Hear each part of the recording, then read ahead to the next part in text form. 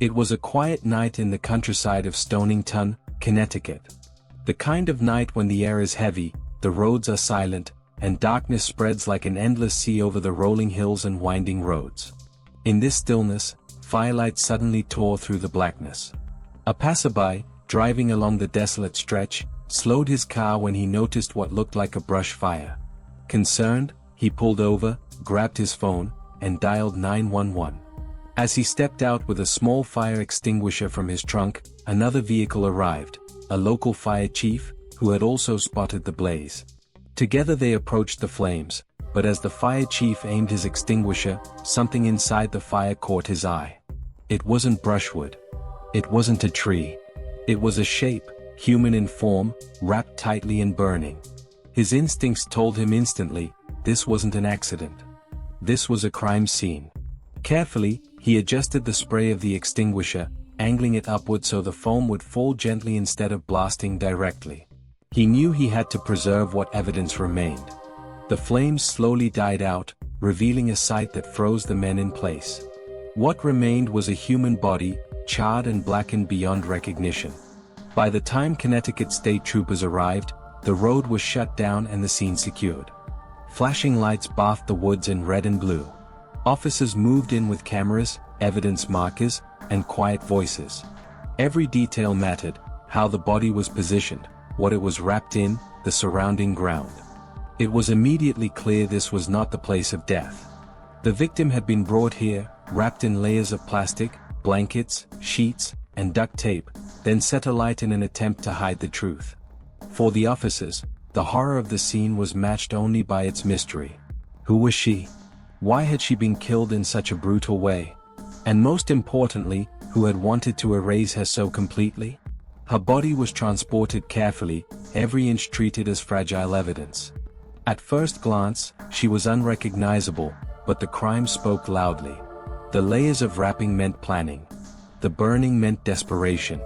And the mutilation, missing fingers, missing nose, ears, and toes, meant this was not a random act of violence. It was calculated. The killer hadn't just wanted her dead. He wanted her to disappear. The small community of Stonington, with its quaint hamlets and quiet wooded roads, would never be the same. That night, fear crept into every household. People whispered behind locked doors, wondering what kind of darkness could exist among them. Somewhere nearby, someone had carried out an unthinkable crime, and for now, that person was still free.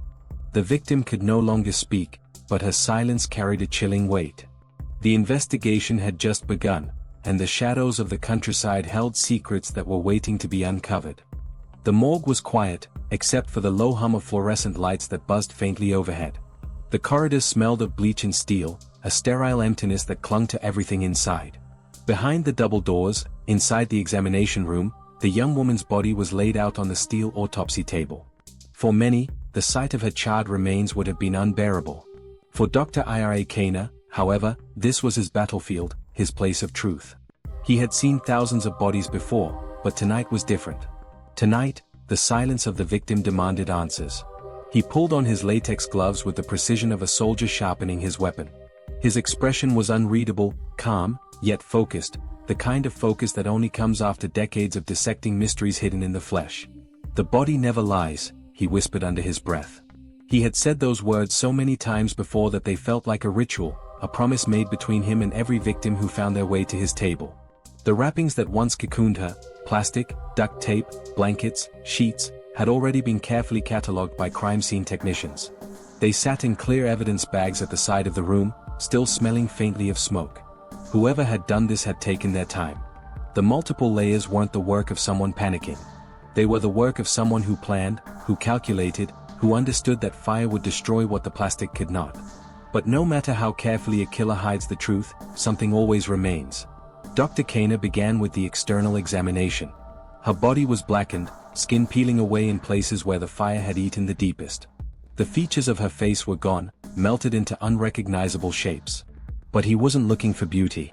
He was looking for patterns, burn patterns, injuries that told their own quiet story. He bent closer, his eyes narrowing as his gloved fingers moved over her torso. There it was, soot inside her airway. Her lungs told him she had been alive when the fire began. The horror of it sank into the room. She hadn't just been killed. She had been set on fire while she was still breathing, her final moments swallowed in unimaginable agony. His assistant shifted uncomfortably, eyes darting away from the blackened corpse. Kane's voice cut through the tension, calm and steady. She breathed smoke. That means she was alive. He wanted to make sure she suffered. The words hung in the air like a curse. The next detail came when Kana examined her extremities, or what was left of them. Her fingers and toes had been removed, clean cuts where flesh and bone had been separated. Her ears were gone. Her nose was gone. Even patches of skin had been stripped from her ankle. This wasn't random mutilation. It was deliberate. Each piece taken from her body was a piece of her identity erased. No fingerprints. No toe rings or tattoos. No distinguishing scars. The killer wanted her to be no one. But killers always make mistakes. And in his experience, the dead never truly lost their voice. Her teeth, though blackened, were still intact. Dental records might one day restore her name. Her bones, though burned, carried silent evidence of her life. And beneath the ash, Dr. Kana could see faint bruising around her wrists and ankles, deep purple marks that told him she had been bound, restrained, likely tortured before her death. The story grew darker with every discovery. This wasn't a simple homicide. This was a performance, staged with cruelty and precision. Across town, detectives huddled in their precinct office, photographs of the burned wrappings already pinned to a corkboard. The melted plastic. The duct tape. The charred sheets. Each item had been bagged carefully and shipped to the state crime lab. Maybe there would be fibers. Maybe a stray hair. Maybe a fingerprint the fire hadn't destroyed. Evidence was fragile, but sometimes the smallest fragment was enough to unravel an entire lie. Detective Harris leaned back in his chair, rubbing his tired eyes. "This isn't the killer's first time," he muttered. "The way she was wrapped. The way the fire was set. It's too clean. Too practiced." His partner, Detective Alvarez, frowned. Or maybe it's his first time, and he's just mimicking what he's seen before. The news, TV shows. People underestimate how much killers learn from watching us. The room fell silent for a moment, both men staring at the grisly photographs tacked to the wall. Each image was like a wound carved into the heart of the community. And somewhere in Stonington, someone was walking free who had done this. Meanwhile, the media had caught wind of the story. Headlines screamed from local newspapers, "Charred body found on rural road." Radio talk shows buzzed with speculation. Was it gang violence? A serial killer? A lover's revenge? Fear spread through the community like wildfire. People locked their doors earlier, drew their curtains tighter, whispered rumors at the grocery store.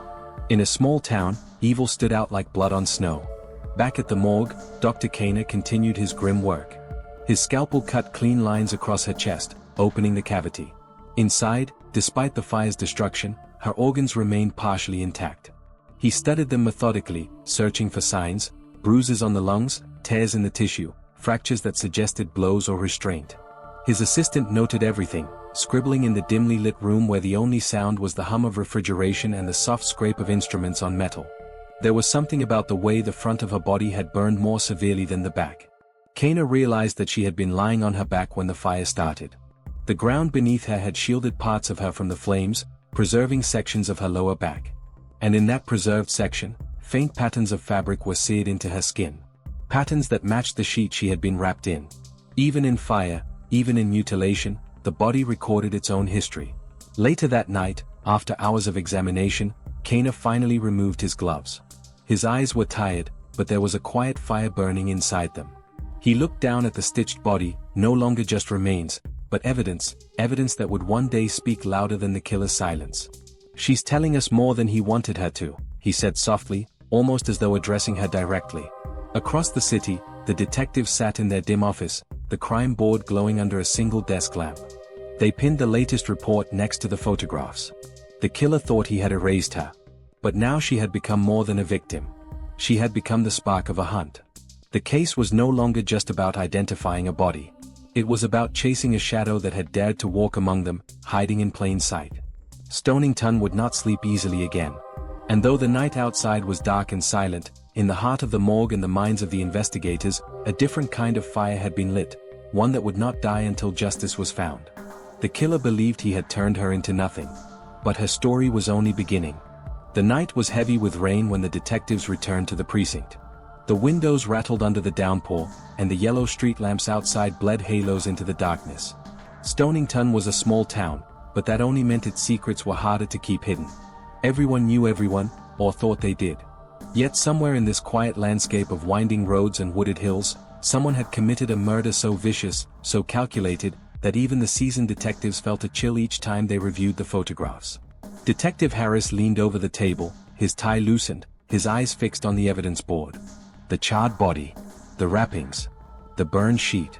The photographs pinned like puzzle pieces waiting to fall into place.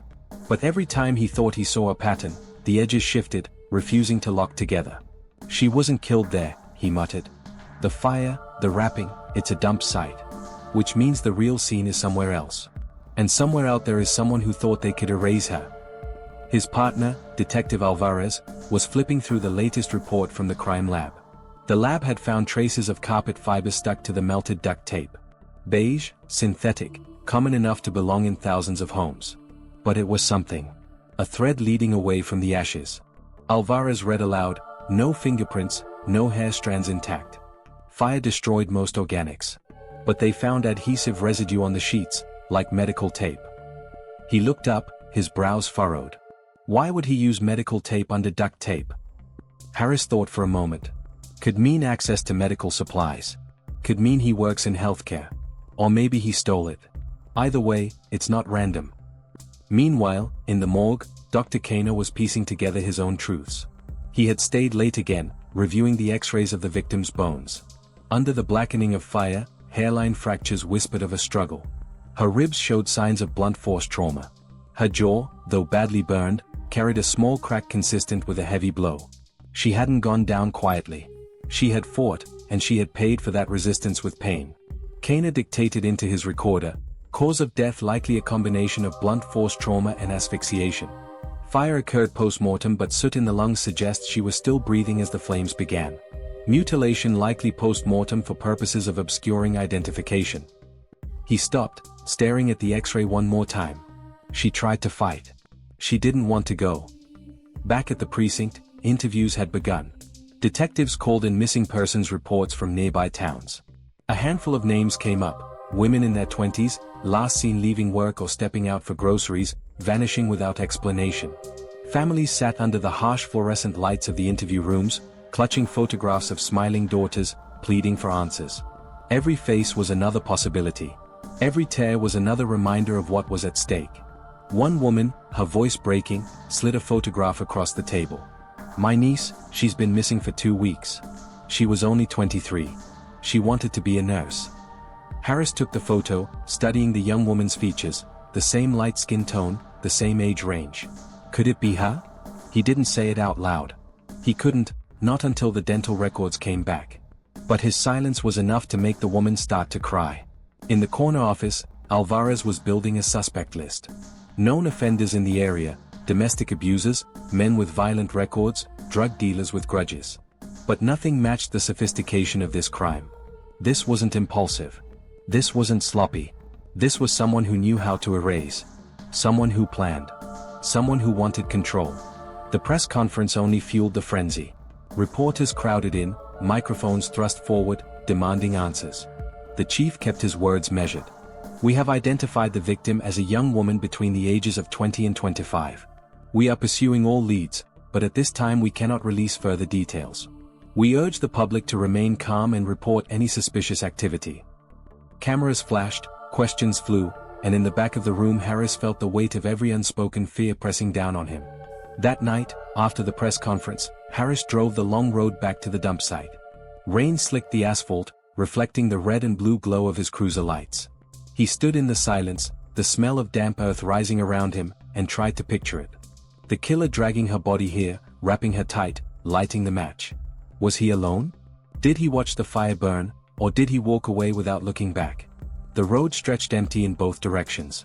No houses in sight. No witnesses. Just darkness and the faint hiss of rain against leaves. Back in town, whispers began to spread. A local bar owner told police he'd seen a stranger hanging around in the days before the fire, a man with cold eyes who never stayed long enough for small talk. A gas station attendant remembered someone buying a large quantity of duct tape and lighter fluid. None of it was enough to pin down a suspect, but it painted a picture. A shadow moving through Stonington, preparing for something no one else could imagine. As days passed, the investigation deepened. Dental records were finally compared, and the victim's name was revealed, Alicia Ramos. 24 years old. She had been reported missing by her cousin weeks earlier. She had dreams of leaving town, of starting fresh in a bigger city.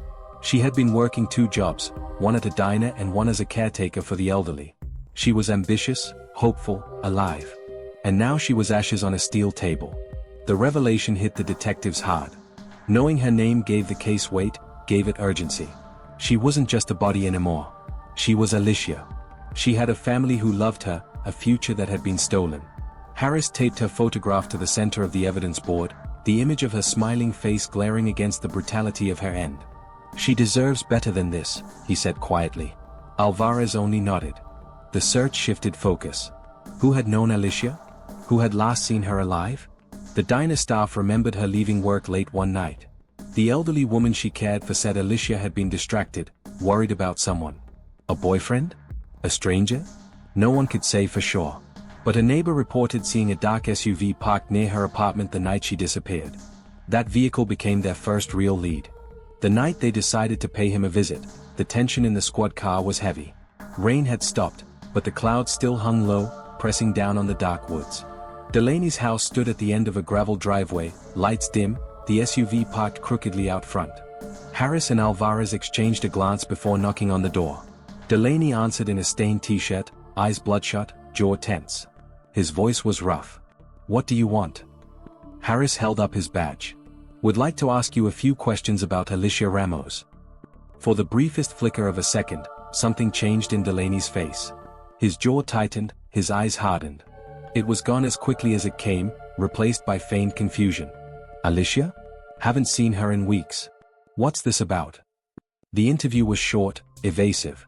Delaney denied everything. But as they walked back to their car, Harris turned to his partner. "He's hiding something.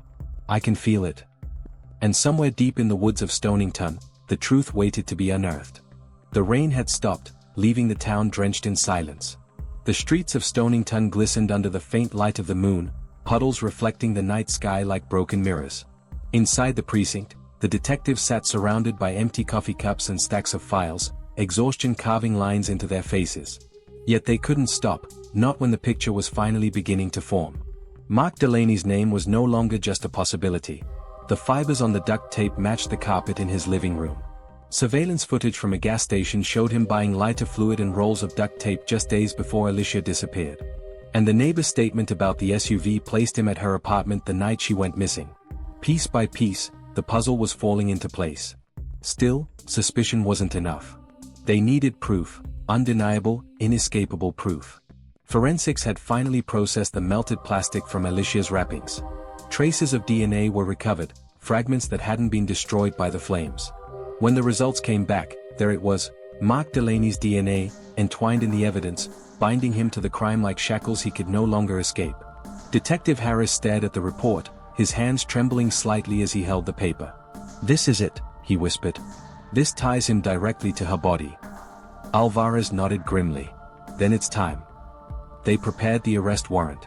The plan was simple: go in quietly, catch him off guard, and bring him in. But Harris knew nothing about this case had been simple.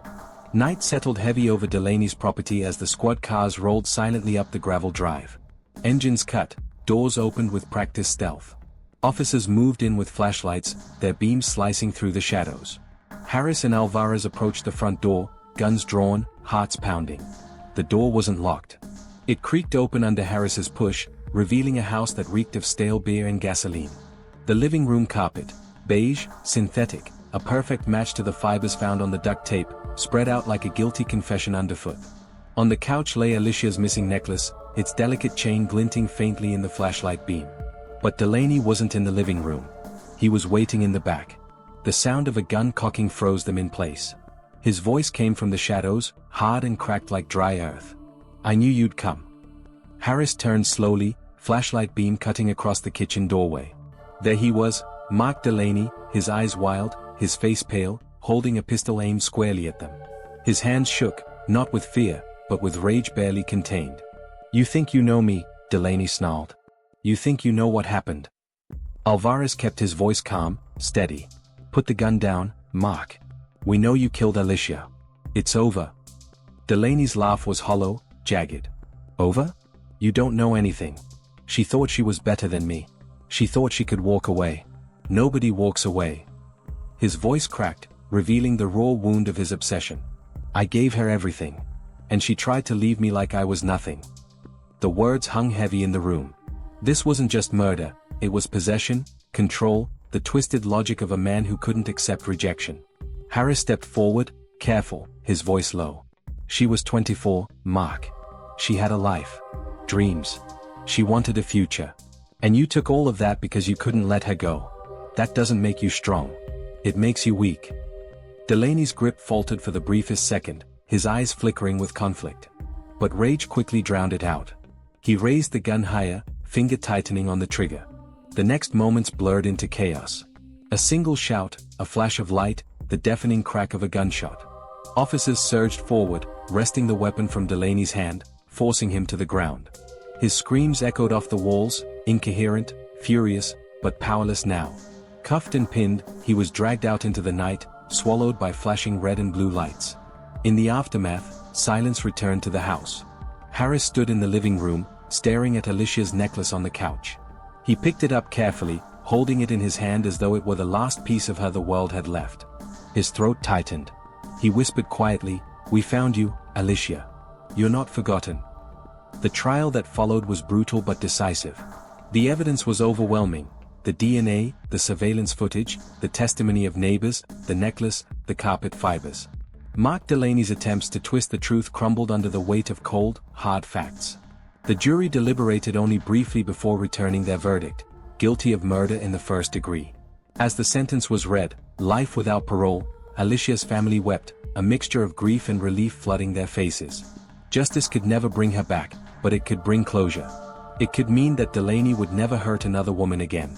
For Detective Harris, the case left scars. At night, he still saw the flames. He still heard the quiet sobs of Alicia's family, still felt the weight of her photograph taped to the evidence board. But he also carried something else, resolve. Standing outside the courthouse after the sentencing, he faced the cameras and microphones one last time. His voice was steady, his eyes unwavering. This case is a reminder of the darkness that can live among us. Alicia Ramos's life was stolen by someone who wanted control, someone who believed violence could erase her. But it didn't. She will be remembered. And to anyone listening, if you feel trapped, if you feel unsafe, speak out. Don't let fear silence you. Seek help. Because silence only empowers the predator. And no one deserves to be silenced. His words echoed across television screens, across headlines, into living rooms and hearts. The message was clear. Justice isn't just about punishing the guilty. It's about protecting the living, giving them the courage to fight back, to survive, to speak when silence feels easier. The countryside of Stonington returned to its quiet routines, but for those who had lived through the case, nothing would ever be the same. For Alicia's family, each sunrise was bittersweet, a reminder of the daughter, the niece, the sister who would never return, but also a promise that her story would not be erased. And for Detective Harris, every case that followed carried a whisper of Alicia's memory. Every victim he fought for, every suspect he pursued, was another step in the endless battle against the darkness. Because in the end, justice was not about erasing pain. It was about giving it purpose. The fire that once burned on a lonely roadside had long been extinguished. But its light lived on, in truth, in justice, in the unbroken will to stand against the shadows.